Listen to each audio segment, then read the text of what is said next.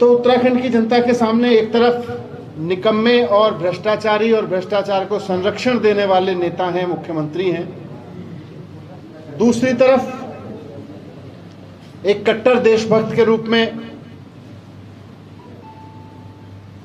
आम आदमी पार्टी के नेता कर्नल कोटियाल साहब हैं, जिनकी ईमानदारी की, जिनकी कर्तव्य निष्ठा की, जिनकी मेहनत की, जिनकी देशभक्ति की कस्में देश भर के लोग खाते हैं, जिनका पूरा जीवन देश के लिए कुछ करने और बलिदान देने, अपने आप को संकट में डाल के भी देश की सेवा करने के भरा रहा है।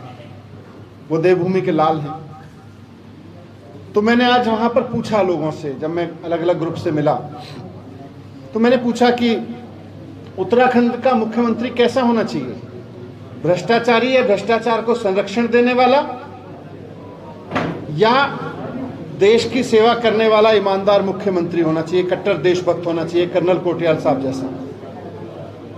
तो वहां तो युवाओं ने भी कहा, साहब अगर कर्नल कोटियाल साहब जैसा। बहुत पॉजिटिव रिस्पांस मुझे मिला मेरे सवाल के जवाब में। मेरा सवाल स्पष्ट था कि क्या कर्नल कोटियाल जी जैसा व्यक्ति उत्तराखंड का मुख्यमंत्री होना चाहिए? ये तो मेरी एक छोटी सी यात्रा थी, मैं यज्ञ में शामिल होने आया था, तो इस अवसर का इस्तेमाल मैंने उत्तराखंड के एक शहर में छोटे से छोटे समूहों के सामने किया। आज मैं प्रेस के माध्यम से, मीडिया के माध्यम से यही सवाल उत्तराखंड के सभी भाइयों और बहनों के सामने रखना चाहता हूं। जैसा मैंने कहा, छोटे से समूहों में मैंने जवाब दिया तो बहुत उत्साहजनक था मेरे लिए तो, पर मैं उत्तराखंड के तमाम वोटर्स के सामने, उत्तराखंड के बच्चों के सामने, उत्तराखंड की महिलाओं के, भाइयों के, बहनों के, बुजुर्गों के, सबके सामने आज ये सवाल रखना चाहता हूं कि क्या कर्नल कोटियाल जी जैसा व्यक्तित्व उत्तराखंड का मुख्यमंत्री होना चाहिए?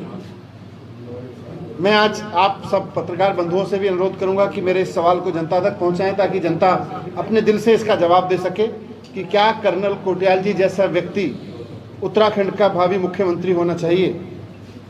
तो यही सवाल रखने में आपके सामने प्रेस कॉन्फ्रेंस में भी आया था।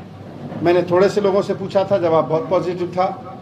मैं उम्मीद करूंगा कि आपके माध्यम से अगर ये सवाल जनता तक पहुंचेगा तो जनता के बीच से जवाब भी आएगा, और जनता के बीच से जवाब तो हमें पूरा भरोसा है कि जनता भ्रष्टाचारी या भ्रष्टाचारी को संरक्षण देने वाले की जगह एक ईमानदार और कट्टर देशभक्त को ही मुख्यमंत्री चुनना चाहेगी।